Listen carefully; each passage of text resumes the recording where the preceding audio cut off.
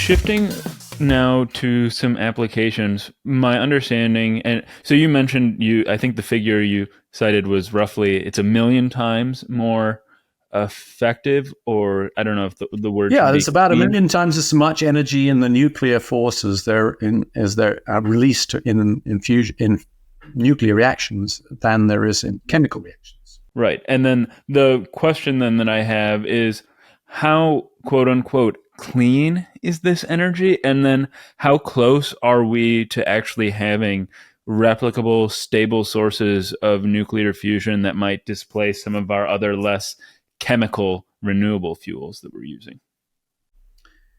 Okay. Well, obviously, one of the things that worries people about the nuclear power that we currently have, which is fission, Right.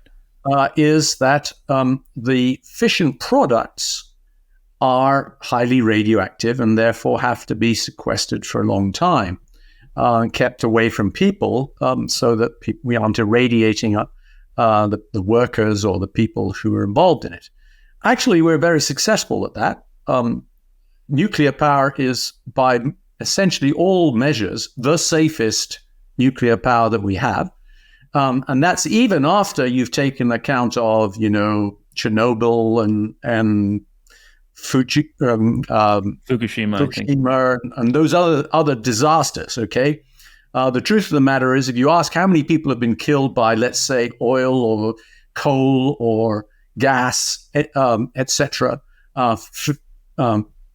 fossil fuels or other fuels, with possible exception of solar power, the answer is it's extremely safe. But of course, there are a number of problems associated with storing long-term fission wastes, and that's one of the attractions of fusion.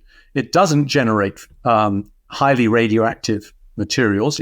It's not without radioactivity. It has because neutrons are involved. There is some activation of the structures around a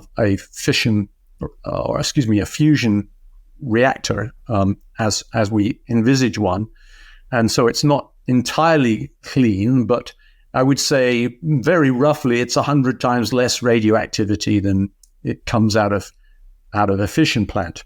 So that's one of the attractions, and it's one of the reasons why people are interested in fusion as a possible energy source. My own view is that fission is indispensable for us meeting the fission. I mean, not fusion. Fission is indispensable for meeting the challenge of global climate change and reducing the CO2 burden of human activity on the atmosphere. And needs to be pursued and is pursued by many countries.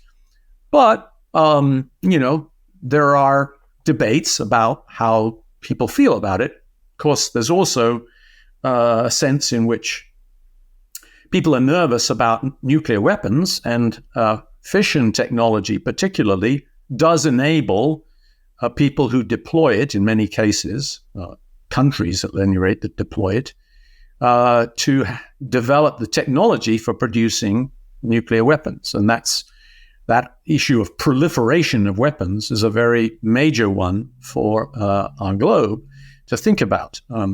In that area, fusion is also far less threatening from the point of view of proliferation than fission is, because it doesn't involve uranium or heavy nuclei that are liable to be used in nuclear bombs. So there are a couple of other things. I mean, fusion is probably better from the point of view of safety. A fusion reactor can never melt down in the way that a fission reactor can if it's not properly cooled. And there's probably more fusion fueled than there is fission fuel on Earth, although both of them have sufficient fuel to supply human needs for thousands and thousands of years. So that's not a near-term challenge. So that's kind of the comparison between fission and fusion in terms of the attractiveness of their potential. But the big difference is we know how to do fission, and we've been doing it, since the 1960s. Fission works, and we know we can engineer it. It is actually quite cost effective, and even though in some commercial markets where the price of electricity goes up and down very rapidly, it's hard for reactors that are designed for base load electricity generation easily to compete in those times when the price goes negative. It is nevertheless economically sensible. Fusion doesn't currently work. We haven't demonstrated a burning plasma with sufficient confinement that it keeps itself hot under its own heating. And that's the near-term goal of some big experiments. There's a big experiment called ITER, ITER, in the south of France that is aimed to demonstrate plasmas where the self-heating from the reactions, the fusion reactions within it, is sufficient to keep it, pretty much to keep it hot. There's a much smaller experiment, uses very high magnetic fields, that is being developed by a commercial company called Commonwealth Fusion Systems, which was spun off from the MIT work, which I led for a number of years. And they intend to do the same kind of things. It's an experiment, but on a much faster timescale. So I think that there's a chance they will beat ITER to the punch because their costs are very small by comparison. The size of the device is 3 times linear dimensions, which means it's 27 times smaller in terms of volume and mass and so forth. And that's a very exciting development. But even that isn't a demonstration of putting fusion energy on the grid. It's still quite a long way away from doing that. There's a lot of engineering that would have to be developed, and solutions to some of the challenging problems that we've just been talking about that would have to be developed, engineering solutions that would have to be developed before fusion energy can contribute to our electric grid and so forth. By the way, I haven't spent much time talking about inertial fusion, but there have been some important announcements on that front in the last couple of years, where the laser fusion experiments that are conducted at Livermore National Lab in California have achieved a central ignition in which the heating of the self-heating of the plasma has been demonstrated to substantially increase by pretty large factors the amount of reactions that take place, and that's been a long time coming. It's taken nearly 12 years since that facility was built before they managed to get it to work as well as it currently has, and they may be able to improve it further. But that's also a very interesting scientific development. That work, by the way, though, is done and funded primarily by the National Nuclear Security Administration, NNSA, which is responsible for the weapons stockpile. And so much of the funding for that inertial confinement work comes because these miniature explosions that they're generating by laser compression are basically models of what happens in hydrogen bombs, but ones in which they haven't used a fission bomb to get it going. And so these are things that we can do, things that our nation does, which are allowed under the test ban treaties and so forth, which I think are very important for limiting the development of nuclear weapons by rogue states and others, but maintaining the U.S. stockpile. So it's what's called stockpile stewardship. But anyway, there are hopes that perhaps inertial confinement fusion might also have feasibility to generate useful energy. My own assessment is that their engineering challenges are considerably greater than the ones for magnetic fusion, and therefore I have somewhat better short-term hope for magnetic fusion than for inertial fusion.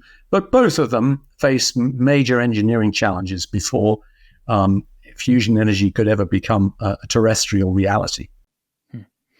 Well, I'll get back to inertial containment in a moment, though I also think that well, my understanding at least, is that there's a fourth type of containment beyond gravitational, inertial, and magnetic that we haven't discussed, which is electrostatic confinement. But I don't know if we want to get back to that. But I don't think we want to get into that. Let me just say a few pithy remarks about this. We know it can't work. Perfect. But basically, the quantitative analysis shows that electric fields are too weak, magnetic fields are strong enough, and gravity is gravity is strong enough in a star, and inertial is strong enough on Earth. But electrostatic won't work, and people who say that it will don't know what they're talking about. Okay. Well, before we get back to the inertial containment, just one quick point that I wanted to clarify uh, regarding your comparison of fission and fusion is why you said, or you believe, that fission is vital for combating global warming or CO2 proliferation when fusion is also an option. But maybe you're saying that in the absence of fusion, it's necessary that we continue to work with or investigate fission options. Well, first of all, I think we need all sources of energy, clean sources of energy that we can develop, because the bringing the CO2 in the atmosphere under control requires eliminating all but a few percent of the fossil fuel basic energy that we use. I don't mean to say that we won't have gasoline, but what it means is it has to be offset by the fact that we made the gasoline in the first place from CO2 or something like that. And I think that people don't realize very often what it's really going to take if we want to get our atmospheric CO2 level under control in terms of eliminating fossil fuel. So therefore, if it's really as difficult as I think it is, and most people think it is, most knowledgeable people think it is, then you need all the full sources you can get. So you need solar, and you need hydro, and you need wind, and you need nuclear. Okay? I don't mean to say nuclear is going to do it all, but you need what you've got. And what we've got in the way of nuclear right now is fission, and we should be deploying it. We don't have we're not in a position at the moment, from the point of view of energy policy, of saying, no, we don't need fission because we've got fusion. We haven't got fusion yet. We're working on it. It's a long-term research problem.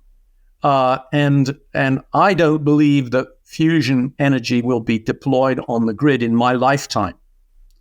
But long-term, yes, we're going to need other sources of energy, and fusion is one of them. And therefore, what I have been working on through much of my career, I think, is an important research topic, and we should be working on. So that's basically No, that's perfect. And then getting back to inertial containment briefly, are you at all involved in thermonuclear weapons research in the form of the hydrogen type bombs? Okay, and the reason that I was wondering, I have never had clearance, security clearance in the U.S. or in Britain, where I started, or Australia for that matter, where I also spent 3 years.